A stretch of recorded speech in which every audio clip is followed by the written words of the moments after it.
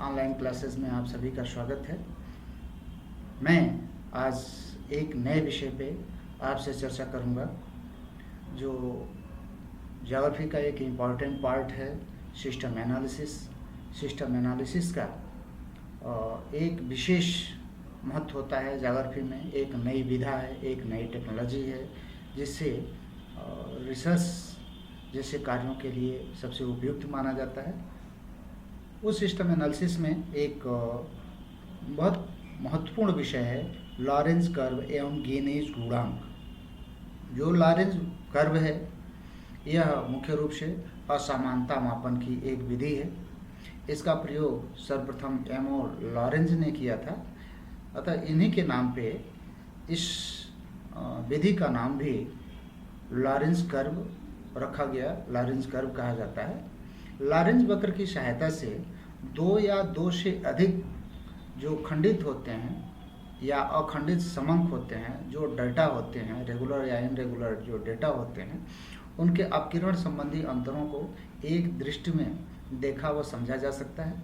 इस प्रकार लॉरेंज वक्र में सम वितरण रेखा बनाई जाती है और जो वक्र बनाते हैं उस सम वितरण रेखा से जितना ही वह दूर होता है यह माना जाता है कि वहाँ संकेंद्रण उतना ही अधिक हुआ है, और जहाँ जो जितना ही नज़दीक होता है यह माना जाता है कि वहाँ संकेंद्रण या अपकिरण उतना ही कम हुआ है। आप देख सकते हैं, ये एक ग्राफ के माध्यम से हमने आपको दिखाने का प्रयास किया है। यह मुख्य रूप से यह एक ग्राफ होता है और इसमें एक एक्स चर होता है और दूसरा वाई चर होता है। ये दो चर होते हैं, उनकी कम्युलेटिव फ्रीक्वेंसी जो कम्युलेटिव परसेंटेज होता है, जो भी कैलकुलेशन करते हैं, जिसको कि हम आगे आपको बताएंगे कि क्या कैलकुलेशन करते हैं एक एक्सरसाइज के माध्यम से। लॉरेंज वक्र में क्या होता है कि एक हम लाइन बना लेते हैं। देखिए, जैसे ये एक रेगुलर लाइन बनाई गई है, इसको हम कहते हैं सम वितरण रेखा। यानी यह किसी क्षेत्र में किसी तथ्य के वितरण के समान स्वरूप को प्रदर्शित करता है। यदि दो चर हैं और दोनों का वितरण पूरे एरिया में यदि एक समान है, एक बराबर है, तो वह बिल्कुल इसी तरह से सीधी लाइन पे बनेंगे। लेकिन ऐसा संभव नहीं है, ऐसा संभव नहीं होता है। और यदि इस सम लाइन से दूर वो वक्र बन रहा है, जो कर्व आप बना रहे हैं, वो कर्व यदि सम वितरण रेखा से दूर बन रही है तो इसका मतलब यह हुआ कि उसका संकेंद्रण हुआ है, उसका समान वितरण नहीं है। जैसे इसमें देखिए, हमने पहला बनाया है, ये इसके माध्यम से जो फर्स्ट पहला वक्र बना हुआ है, पहला कर्व है, यह इससे ज़्यादा दूर है। तो यह वक्र यह बताता है कि जिस एरिया का यह वितरण प्रतिरूप होगा, जिस भी तथ्य का हो, वह इस सम रेखा से अधिक दूर है। इसलिए यह डिनोट करता है कि इसका जो वितरण प्रतिरूप है वह सही नहीं है, अत्यधिक संकेंद्रित है। किसी एक जगह पे उसका ज़्यादा संकेंद्रण है और बाकी जगह उसका वितरण या उसकी उपस्थिति नहीं है। इसी तरह से जो दूसरी वक्र, एक दूसरा वक्र भी बनाया गया है, आप देख पा रहे होंगे हमारे स्क्रीन पे कि ये जो दूसरा वक्र है नंबर 2 से जिसको दिखाया गया है, यह देखिए सम वितरण रेखा से लगभग नज़दीक है, ये बहुत नज़दीक है, इतनी दूरी पे है। यानी यह बता रहा है कि जो पहला एरिया है, यहाँ किसी तथ्य का जो वितरण है वह असमान है, एक जगह संकेंद्रित है। जबकि जो दूसरा वक्र है यह बता रहा है कि पहले की अपेक्षा जो दूसरा चर है या दूसरा जो क्षेत्र है, यहाँ जो वितरण का स्वरूप है वह लगभग समान है, बिल्कुल समान नहीं है, लेकिन तो सम वितरण रेखा के करीब है। इस तरह से हम देख पा रहे हैं कि जो लॉरेंज कर्व है यह इस तरह का एक विधि है, यह एक प्रक्रिया है, एक तरह की विधि है जो यह एक ही नज़र में देख करके हम यह बता सकते हैं कि जिस चर का यह वक्र बनाया गया है, जिस भी चर का यह वक्र बनाया गया है, वह जो चर है वह संकेंद्रित है या समान वितरित है, इसको एक नज़र में देख करके हम बता सकते हैं। जैसा कि आप देख भी पा रहे होंगे कि जो 2 है इसका वितरण लगभग समान है, जो 1 है इसका वितरण असमान है। इसी तरह से जितना ही दूर होता जाएगा, यदि यहाँ से यहाँ हो करके कोई एक वक्र बन रहा है तो इसका मतलब इसमें संकेंद्रण और अधिक है, यानी इसमें जो वितरण पैटर्न है, वितरण स्वरूप है, वह और अधिक केंद्रीकृत लिए हुए है। तो इस तरह से लॉरेंज वक्र के माध्यम से हम किसी भी तथ्य के वितरण स्वरूप को जान सकते हैं। आइए हम आगे एक एक्सरसाइज के माध्यम से भी इसको समझाने का प्रयास करेंगे। जैसे देखिए, जो एक्सरसाइज मैं आपको बताने वाला हूँ उसका एक समवितरण रेखा है, तो ये इसके सहारे एक वक्र बनाने का प्रयास किया गया है। एक वक्र बना हुआ है, यह बता रहा है कि इसका संकेंद्रण हुआ है क्योंकि यह इससे दूर है। जो लॉरेंज वक्र है, लॉरेंज वक्र यह एक ग्राफिकल मेथड है वितरण प्रतिरूप को नापने का, वितरण के स्वरूप को नापने का एक ग्राफिकल मेथड है, एक ज्यामितीय विधि है लॉरेंज कर्व। जबकि इसी का एक गणितीय विधि भी है, मैथमेटिकल मेथड भी है, जिसके माध्यम से, जिसके कैलकुलेशन से एक डिजिट में हमको यह प्राप्त हो जाता है, एक न्यूमेरिक रूप में, एक नंबर रूप में हमको प्राप्त हो जाता है कि किसी क्षेत्र के उस चर का वितरण स्वरूप कैसा है। तो जो गणितीय गणना करते हैं उसको हम कहते हैं गिनीज गुणांक। तो इसको आपको अच्छे से समझ लेना होगा कि जो लॉरेंज वक्र है और जो गिनीज गुणांक है, यह दोनों एक साथ कार्य करते हैं। जो लॉरेंज वक्र है वह ज्यामितीय विधि है, ज्यामितीय रूप में बनाया जाता है, जिसके द्वारा हम वितरण के स्वरूप को जानते हैं। और जो गिनीज गुणांक है वह गिनीज गुणांक इसका मैथमेटिकल स्वरूप है, गणितीय विधि है, जिसके द्वारा हम वितरण स्वरूप को जानते हैं, उसकी गणना करते हैं।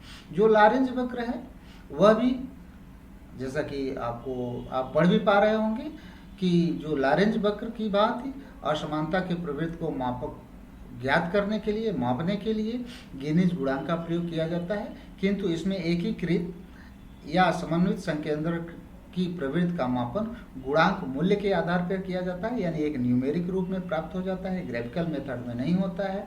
जो इसका मान है वह 0 से लेकर के 1 के मध्य प्राप्त होता है, प्लस माइनस दोनों हो सकता है। यह बात आपको ध्यान रखनी है कि इसका जो मान है प्लस माइनस 0 to 1 के बीच आता है।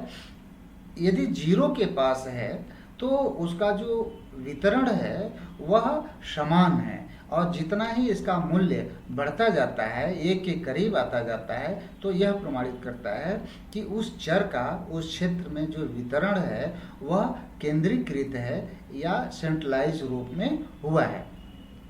1 से 1 इसका अधिकतम संकेंद्रण को व्यक्त करता है, और जो 0 यदि उसकी वैल्यू मिलती है तो यह समान वितरण को प्रदर्शित करता है। तो इस टेक्निक्स को यह एग्जाम में अक्सर पूछा भी जाता है कि इसका वितरण स्वरूप कहाँ से कहाँ तक होता है, इसका जो सूचकांक मिलता है, मापन सूचकांक मिलता है, वह कहाँ से कहाँ तक मिलता है, तो प्लस माइनस 0 to 1 के बीच मिलता है। और इसमें एक और भी थोड़ी सी अन्य मेथडोलॉजी से डिफरेंट है, वह यह है कि यदि इसका मूल्य कम प्राप्त होता है तो वितरण समान है, यदि इसका मूल्य अधिक प्राप्त होता है तो वितरण असमान है या संकेंद्रित है, केंद्रीकृत है, यह प्रदर्शित करता है। इसका जो फार्मूला होता है, देखिए इसका एक फार्मूला है, गिनीज गुणांक को हम G से डिनोट करते हैं, 1/100 × 100 into sigma xi plus 1 minus sigma xi plus 1, यह उसका फार्मूला होता है। इस फार्मूले के आधार पे, इस सूत्र के आधार पे इसकी गणना की जाती है। आइए एक उदाहरण के माध्यम से हम इसको समझने का प्रयास करते हैं। आप थोड़ा सा ध्यान देंगे तो यह बहुत कठिन नहीं है, एक आसान विधि है और बहुत ही उपयोगी विधि है। इसका उपयोग रिसर्च मेथोलॉजी में रिसर्च के लिए बहुतायत किया जाता है।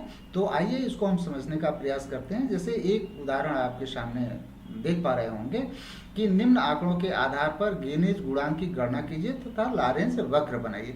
गिनीज गुणांक की गणना कीजिए यानी न्यूमेरिकल रूप में इसकी गणना करनी है, और लॉरेंज वक्र ग्राफिकल रूप में इसको एक वक्र बनाना है। यह दोनों एक साथ होता है, जैसा कि आपको हमने शुरू में बताया। तो इसमें देखिए एरिया दिया गया है ABCDEF, यानी कुल 6 एरिया हैं ए से लेकर के एफ तक। इनकी जनसंख्या दी गई है, यह कुल जनसंख्या है। उस एरिया में, उस जिले में, यदि ABCD किसी जिले का नाम है तो उस जिले में कुल कितनी जनसंख्या है वह यहाँ दी गई है। और पुनः उन जिलों में अनुसूचित जाति की जनसंख्या कितनी है यह भी यहाँ दिया गया है। तो आप देखिए ए का यह जनसंख्या है, बी का यह है, इस तरह से ये क्वेश्चन दिया गया है। इसको आप नोट करके आगे देखिए, नोट कर लीजिए। इसको आगे हम लोग सॉल्व करने का प्रयास करते हैं। तो ये है, इसको सॉल्व करने के लिए हम क्या करते हैं, सबसे पहले हम परसेंटेज निकालते हैं। परसेंटेज निकालते हैं कुल जनसंख्या और अनुसूचित जाति जनसंख्या का जिले वाइज परसेंटेज निकालते हैं। यानी कुल जनसंख्या यदि यहाँ इतनी है तो और अनुसूचित जाति की जनसंख्या इतनी है, तो इस जिले में, ए जिले में कुल कितना प्रतिशत जनसंख्या ऐसी है जो अनुसूचित जाति की है। यानी 2,50,000 में यदि 40,000 जनसंख्या अनुसूचित जाति की है तो इनका प्रतिशत क्या निकलता है, तो इनका हम परसेंटेज निकालते हैं। इनका जब परसेंटेज आप निकालेंगे तो लगभग 16% आएगा। इसी तरह से 3 लाख, ये 3 लाख यदि कहीं किसी डिस्ट्रिक्ट की जनसंख्या है और वहाँ अनुसूचित जाति की जनसंख्या 80,000 है तो उसका यदि परसेंटेज आप निकालेंगे तो 26। इस तरह से इन सारे जिलों में जो कुल जनसंख्या है, इन कुल जनसंख्या के सापेक्ष अनुसूचित जाति की जनसंख्या का प्रतिशत निकाल लिया गया है। एक चीज़ आप एक बार फिर से सुन लीजिए कि यह जो परसेंटेज निकाला गया है वह जिले वाइज अलग अलग निकाला गया है। यानी 2,50,000 यदि ए जिले में जो कुल जनसंख्या है वह 2,50,000 है और उसमें अनुसूचित जाति की जनसंख्या जो है 40,000 है, तो इस 2,50,000 में 40,000 कितना परसेंट होता है इसका हम प्रतिशत निकाल लेते हैं। आप परसेंटेज निकाला जानते होंगे, अब इतने हायर एजुकेशन में प्रतिशत निकालना बताना अच्छा नहीं लगता है और संभव है कि आप जानते होंगे। इसी तरह से 3 लाख जनसंख्या पर 80,000 अनुसूचित जाति की जनसंख्या है, इनका प्रतिशत कैसे है, और पुनः इसी तरह से हम एफ तक निकाल लेते हैं, इनका परसेंटेज निकल जाता है। इसके बाद से हम क्या करते हैं, जो यह प्रतिशत निकला है, ध्यान से सुनिएगा, यह परसेंटेज निकलेगा डिस्ट्रिक्ट वाइज, और जब यह परसेंटेज निकल जाता है तो यह जो प्रतिशत है, इस प्रतिशत के आधार पे इनको असेंडिंग या डिसेंडिंग ऑर्डर में व्यवस्थित करते हैं। जैसे यदि 30% सबसे ज़्यादा परसेंटेज किसका है, डी का है, तो हम इसको सबसे ऊपर रखते हैं। पुनः जो बी है इसका जो परसेंटेज है वह 26.66 है, तो इसको सेकेंड ऑर्डर पे, हम सेकेंड नंबर पे रखते हैं।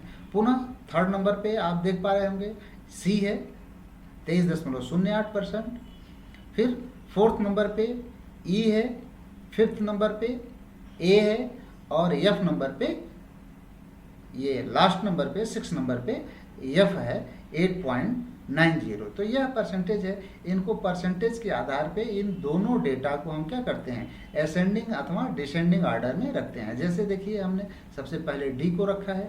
डी को हमने पहले क्यों रखा है, इस बात को अच्छे से समझ लीजिए, यहाँ गलती नहीं होनी चाहिए। यह सबसे पहले हमने क्या रखा है, डी रखा है। अब आपको एक बार भ्रम होगा, आप सोचेंगे कि यह डी पहले कैसे आ गया, तो डी पहले इसलिए आ गया कि यहाँ डी का जो परसेंटेज है वो सबसे ज़्यादा है, तो इसलिए इस डी के डेटा को हम क्या करते हैं, ऊपर रखते हैं। पुनः दूसरा क्या है, दूसरे नंबर पे हमने क्या किया है, बी को रखा है 3,80,000। तो यहाँ देखिए जो बी है 3,80,000, यह दूसरे नंबर पे इसका परसेंटेज है, तो इसको हम सेकंड नंबर पे रखे हैं। पुनः हमने सी को रखा है, आप देखिए यहाँ सी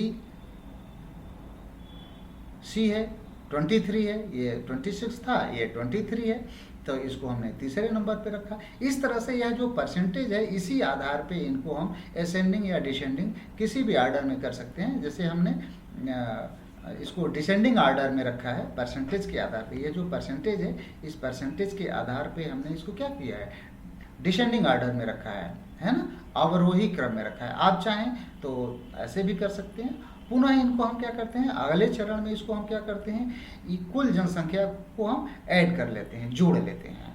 पुनः अनुसूचित जाति की जनसंख्या जिसको y से हम डिनोट करेंगे आगे, तो y को भी हम क्या करते हैं, जोड़ लेते हैं। तो जब इनको जोड़ेंगे तो लगभग 19,95,000 और ये 3,80,000, यह टोटल जनसंख्या आ जाएगी।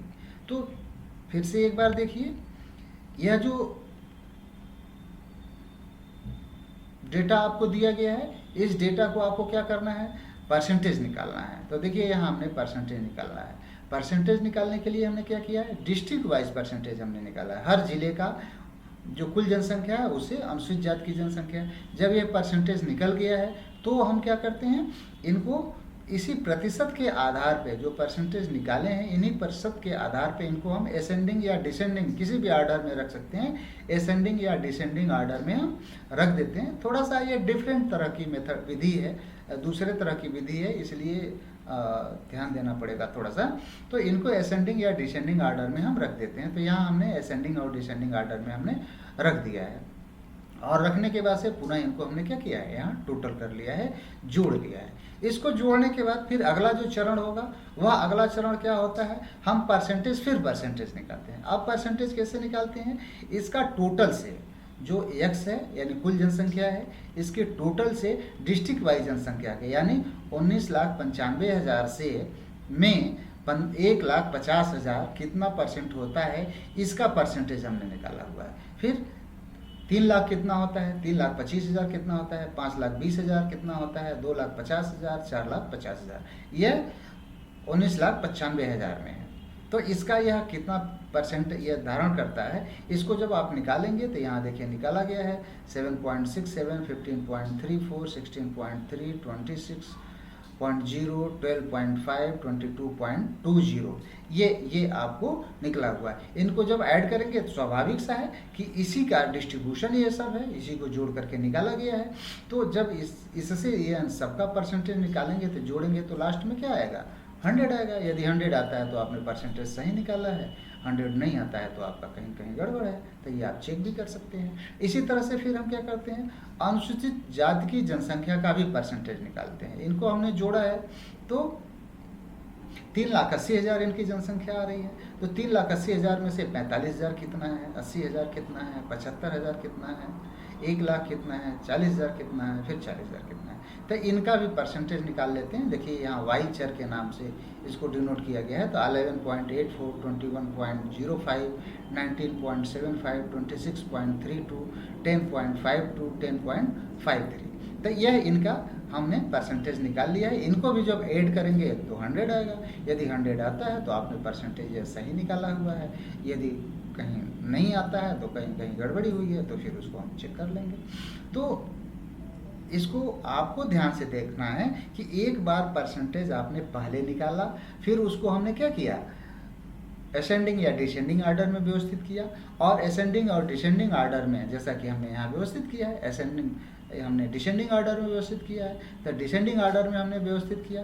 और पुनः इनका हम क्या करते हैं, इस टोटल से सबका परसेंटेज निकालते हैं कि किस जिले में कितनी जनसंख्या है वो टोटल, और किस जनसंख्या में किस जिले में कितनी जनसंख्या है अनुसूचित जाति की जनसंख्या। तो यह हम निकाल लेते हैं। तो यह दोनों निकाल लिए। अब आइए अगला चरण इसमें क्या होता है। अगले चरण में हम क्या करते हैं, यह हमने परसेंटेज निकाल लिया, इनको हमने असेंडिंग या डिसेंडिंग में हमने कर लिया था। और उसके बाद से हमने यहाँ क्या किया, यहाँ इसको उसी के अनुसार इसको भी हमने लिख लिया। और इनका परसेंटेज जो हमने पीछे निकाला हुआ है, यह परसेंटेज जो निकाले हैं दोनों, इसी को हमने यहाँ नोट कर लिया है, नोट कर लिया। अब क्या करते हैं, इनकी कम्युलेटिव फ्रीक्वेंसी निकालते हैं। कम्युलेटिव फ्रीक्वेंसी संचयी, जैसा कि आप जानते हैं कि जैसे x की कम्युलेटिव निकालनी है तो 7.67 प्लस 15.34। तो जब इसको आप जोड़ेंगे 23.01 हो जाएगा कम्युलेटिव फ्रीक्वेंसी। पहला तो यही रहेगा, इसमें कुछ ऐड नहीं हो। कम्युलेटिव मतलब उसके नीचे को उसमें जोड़ते जाते हैं। कम्युलेटिव फ्रीक्वेंसी आप जान भी रहे होंगे कि हर आगे को उसमें क्या करते हैं, जोड़ते जाते हैं। तो जो पहला है यह 7.67 होगा, यहाँ सॉरी यहाँ आप कर लीजिएगा 7.67 यहाँ होगा। यहाँ थोड़ी सी मिस्टेक हो गई है, आप ध्यान दीजिएगा। 67 हो जाएगा। दूसरा क्या है 15.34, तो इसको जब इसमें ऐड करेंगे तो ये आ जाएगा 23.01।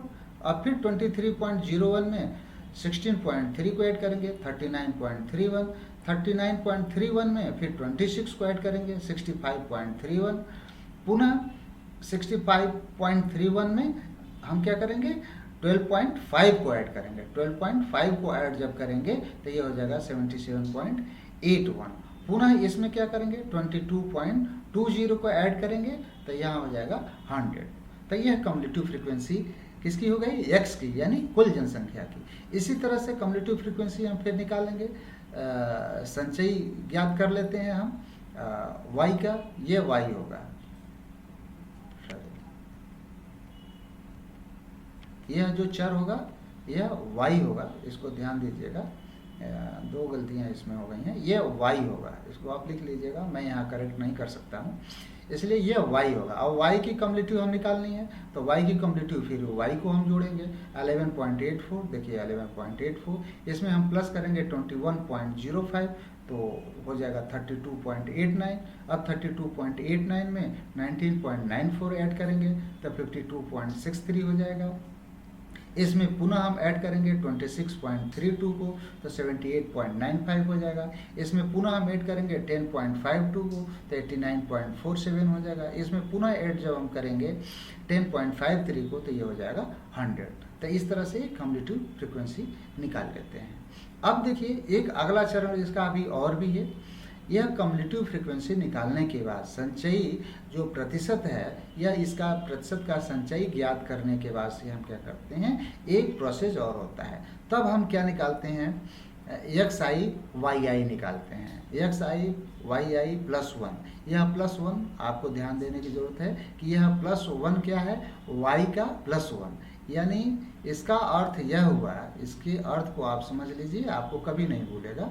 ये इसका अर्थ यह हुआ x I Y I plus 1 का अर्थ हुआ कि यह है एक्स आई, यानी एक्स की कम्युलेटिव फ्रीक्वेंसी, और यह है y की कम्युलेटिव फ्रीक्वेंसी। तो y की कम्युलेटिव फ्रीक्वेंसी इसके सामने वाला नहीं है, बल्कि इसमें प्लस 1 कर देंगे, यानी दूसरे वाले को, तो इसको इसमें हम मल्टीप्लाई करेंगे। यह थोड़ा सा डिफरेंट टाइप की विधि है। यहाँ आपको ध्यान देना होगा कि इसमें क्या करते हैं 7.52 को मल्टीप्लाई करते हैं 3.89 में, तो जब मल्टीप्लाई करेंगे तो आपको निकल जाएगा 247.33, ये आ जाएगा। पुनः हम क्या करेंगे, इसको हम इसमें मल्टीप्लाई करेंगे, इसको इसमें मल्टीप्लाई करेंगे, इसको इसमें मल्टीप्लाई करेंगे और इसको इसमें मल्टीप्लाई करेंगे, तो ये इतना आ जाएगा ये। अब इसमें एक बार फिर से समझ लीजिए, इसका अर्थ ये हुआ कि x की जो कम्युलेटिव फ्रीक्वेंसी है वह y की कम्युलेटिव फ्रीक्वेंसी के पहले से मल्टीप्लाई नहीं करना है, बल्कि उसके एक बाद, यानी एक प्लस करके और पुनः इसको मल्टीप्लाई करना है, इसलिए यह प्लस 1 लिखा जाता है।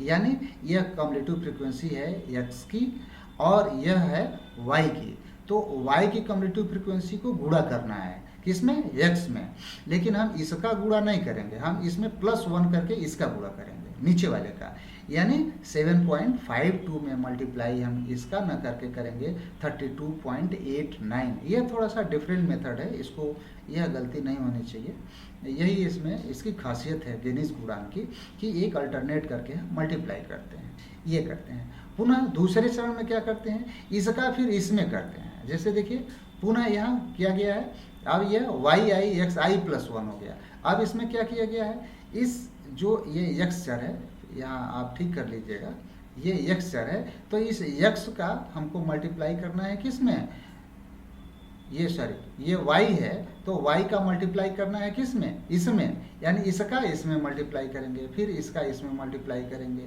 फिर इसका इसमें मल्टीप्लाई, यानी एक बार इसका इसमें और एक बार इसका इसमें, तो ये मल्टीप्लाई करेंगे तो ये दोनों आते जाएंगे। फिर से एक बार देख लीजिए, हमने इसका मल्टीप्लाई किया है इसमें, यानी हमने y का एक छोड़ा है, और पुनः हमने क्या किया है, इसका मल्टीप्लाई किया है इसमें, यानी हमने x का एक छोड़ा है, ये x चर होगा, तो ये हमने इसको इससे मल्टीप्लाई किया है, यानी इसका इससे मल्टीप्लाई करेंगे और इसका इससे मल्टीप्लाई करेंगे, फिर इसका इससे करेंगे और इसका इससे करेंगे, यानी एक एक अल्टरनेट करके पुनः इसका इससे करेंगे और इसका इससे करेंगे, इसका इससे करेंगे और इसका इससे करेंगे। तो एक कम हो जाएगा, जब एक छोड़ करके करेंगे ऊपर वाला दोनों में छूट जाएगा, तो ये नीचे से कम हो जाएगा। तो ये मल्टीप्लाई कर लेते हैं और मल्टीप्लाई करने के बाद फिर x I Y I plus one और Y I X I plus one, इन दोनों को क्या करते हैं, जोड़ लेते हैं। इसको हम अलग जोड़ लेते हैं, सिग्मा जोड़ कर लेते हैं और इसको अलग जोड़ लेते हैं। तो यह जो हमको मिला यही हमारा बेस है, यही आधार है। एक बार फिर से आप देख लीजिए, हम क्या करते हैं, इसको जो मल्टीप्लाई हम करते हैं तो x का y में मल्टीप्लाई करना होता है, लेकिन यह करना कैसे होता है, एक छोड़ करके, यानी x का जो है यह y चर है, जैसा कि मैं आपको पीछे भी बता दिया, यह y रहेगा यहाँ। तो ये x का y में मल्टीप्लाई करना है, लेकिन सामने वाले में नहीं, बल्कि एक छोड़ करके प्लस वन, इसीलिए यहाँ प्लस वन लिखा गया है। तो इसका मल्टीप्लाई करना है इसमें, इसका मल्टीप्लाई करना है इसमें। इसी तरह से फिर दोबारा हो जाएगा, इसका अब एक छोड़ देंगे। इसमें क्या किया था हमने, इसका छोड़ा था, y चर का छोड़ा था, और इसमें हमने क्या किया, x का छोड़ दिया। तो x का एक छोड़ देंगे, इसका इसमें, इसका इसमें, इसका इसमें, ये ऐसे हम मल्टीप्लाई कर देंगे। फिर 100 का 89.47 मल्टीप्लाई कर देंगे, तो ये हमारा x I Y I plus one और Y I X I plus one, ये दोनों हमको मिल जाएंगे। और पुनः इनको ऐड कर लेंगे, अलग अलग जोड़ लेंगे, तो हमको ये मिल जाएगा 1,81,000 नहीं 18,186.15 और 20,092.72, तो ये दो मिल जाएंगे। फिर इसके बाद से हमको क्या करना होता है, अब ये हमको बेस मिल गया, इसी को हमको जो सूत्र आपको शुरू में हमने बताया था कि सिग्मा एक्स आई वाई आई, तो यही है sigma X I Y I plus one और sigma Y I X I plus one, तो ये दोनों मिल जाएंगे जो आपको शुरू में हमने सूत्र बताया है। आइए देखते हैं, यहाँ हमने देखिए फिर एक बार हमने इसको कर दिया है कि इसका इसमें मल्टीप्लाई करना है और इसका इसमें करना है, फिर इसका इसमें करना है, इसका इसमें करना है, ऐसे अल्टरनेट करके इनको हम मल्टीप्लाई करते हैं। तो एक दोनों में छूट जाता है, इसका छूट गया और इसका ये छूट गया। तो हम इस तरह से अल्टरनेट करके जब करते हैं तो एक नीचे खाली रह जाएगा, एक कॉलम आपका ये खाली रह जाएगा, तो ये मिल जाएगा। इस तरह से मल्टीप्लाई करेंगे। तो जब मल्टीप्लाई करेंगे, शुरू में जितना आपको हमने बताया, जब आप मल्टीप्लाई करेंगे तो आपको इस तरह का फिगर मिलेगा। अब ये देखिए, शुरू में कुल जनसंख्या, फिर अनुसूचित जाति जनसंख्या, इनको कम्युलेटिव हमने किया। एक बार फिर से मैं आपको यहाँ बता दूँ, देखिए ये ग्राफ मैं तोड़ करके आपको पढ़ा रहा हूँ, बता रहा हूँ, लेकिन तो ये ग्राफ, ये चार्ट सब एक साथ बनेगा। जैसे हमने शुरू में परसेंटेज निकाला, परसेंटेज निकालने के बाद से उनको असेंडिंग या डिसेंडिंग ऑर्डर में किया, तो ये असेंडिंग और डिसेंडिंग ऑर्डर में देखिए, वहाँ D B C E A F ऐसे, यह डिसेंडिंग ऑर्डर में हमने किया है। तो यह किया, पुनः इन टोटल से, ये इस टोटल से इनका परसेंटेज निकाला है, तो वह यहाँ हो गया। फिर इस टोटल से इसका परसेंटेज निकाला, इन सारे जिलों का परसेंटेज निकाला है, तो यहाँ हो गया। पुनः हमने क्या किया, इनका कम्युलेटिव निकाला, इनका संचय हमने निकाला, तो ये संचय x का हो गया। इसकी संचय निकाला तो यह y है, तो यहाँ y रहेगा। एक जगह मिस्टेक हो जाता है, हर जगह होता है। तो यह भी क्या हो जाएगा, y रहेगा। तो ये y का कम्युलेटिव और ये x का कम्युलेटिव, तो ये हो गया। पुनः हम क्या करेंगे, अल्टरनेट, इसका इसमें गुणा करेंगे और इसका इसमें गुणा करेंगे। अल्टरनेट हमने क्या किया है, एक मल्टीप्लाई किया है, तो मल्टीप्लाई किया है तो ये मिल गया है, और पुनः इसको जो हमने ऐड किया है, जोड़ा है, तो हमको ये प्राप्त हो गया है। तो ये हमारा सूचकांक एक मिला। अब इसको हम क्या करेंगे, गिनीज गुणांक के सूत्र पर रखेंगे। ये चार्ट आपको जो शुरू में तोड़ करके बनाया हूँ, आपको अलग अलग बनाने की ज़रूरत नहीं है। आप लोग एक साथ, जैसे ये हम बनाए हैं, एक साथ इसको कैलकुलेट करेंगे, ये सुविधा रहेगी। चूँकि हमको अलग अलग बताना था, इसलिए हमने तोड़ करके आपको बताया, लेकिन आप एक ही साथ बनाइएगा तो अच्छा रहेगा आपके लिए।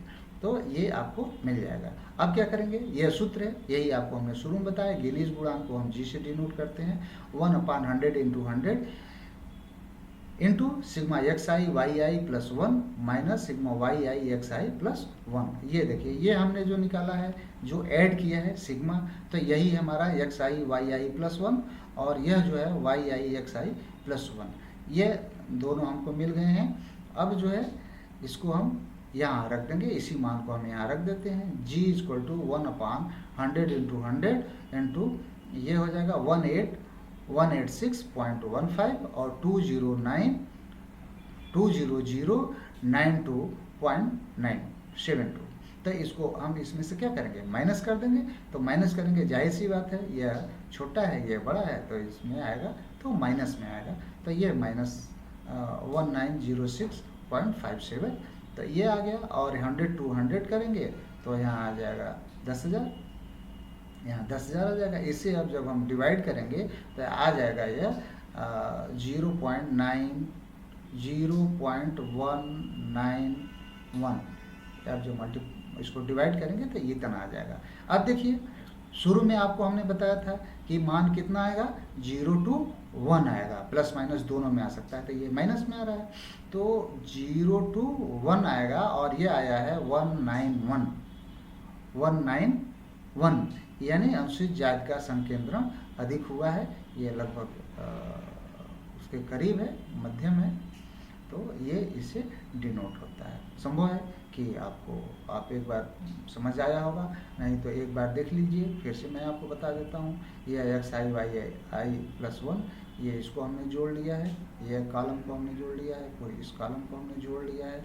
और जोड़ने के बाद से पुनः जो गिनीज गुणांक का सूत्र है g इक्वल टू जी से डिनोट करते हैं 1/100 इंटू 100 और into sigma xi yi plus 1 और yi xi प्लस 1। यह xi yi प्लस 1 क्या है, तो ये देखिए इसको हमने सिग्मा कर लिया है, जोड़ लिया है। xi yi प्लस 1 इसको यहाँ जोड़ लिया है और इस y को यहाँ जोड़ लिया है।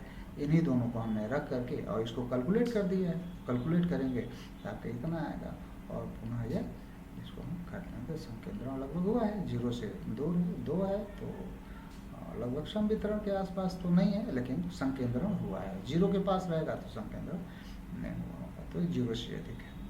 तो ये है, देखिए इसी के आधार पे हमने क्या किया है, लॉरेंज वक्र भी बनाया हुआ है। यह जो रखेंगे 0 to 100 और 0 to 100, तो ये क्या रखते हैं, कम्युलेटिव फ्रीक्वेंसी रखते हैं। यहाँ देखिए आपको मैं दिखा दूँ, यह जो कम्युलेटिव फ्रीक्वेंसी है इन्हीं को रखते हैं। ये x पे रखते हैं और इसको y, दो होते हैं ग्राफ में, दो बेस लाइन होती है, एक x होता है एक y होता है, तो इनको हम इस पे रखते हैं। इस पे x हो जाएगा, यहाँ x होता है और यहाँ y होता है। फिर इन x और y के आधार पे, कम्युलेटिव फ्रीक्वेंसी के आधार पर एक ग्राफ बनाएंगे। तो देखिए ये थोड़ा सा दूर है, संकेंद्रण हुआ है, कुछ संकेंद्रण तो है ही है इसमें। यह डिनोट करता है, ग्राफ भी डिनोट करता है और आपका ये कैलकुलेशन भी डिनोट करता है। संभव है कि आपको यह समझ में आया होगा। गिनीज गुणांक नहीं समझ में आया होगा, आप इसको जब अपने एक बार लगाने का प्रयास करेंगे, लगाएंगे इस क्वेश्चन को लेकर के, तो आपको अच्छे से समझ में आएगा। संभव है कि आपको यह वीडियो पसंद आएगा, आप इसका लाभ उठा पाएंगे। एक कठिन विषय पे हमने चर्चा की है, अच्छे से समझाने का प्रयास किया है, तो संभव है कि आप इसको समझ पाए होंगे। आपने हमारा वीडियो देखा, लाइक और कमेंट ज़रूर करिएगा। अंत तक आपने वीडियो देखा, इसके लिए आपको बहुत बहुत धन्यवाद।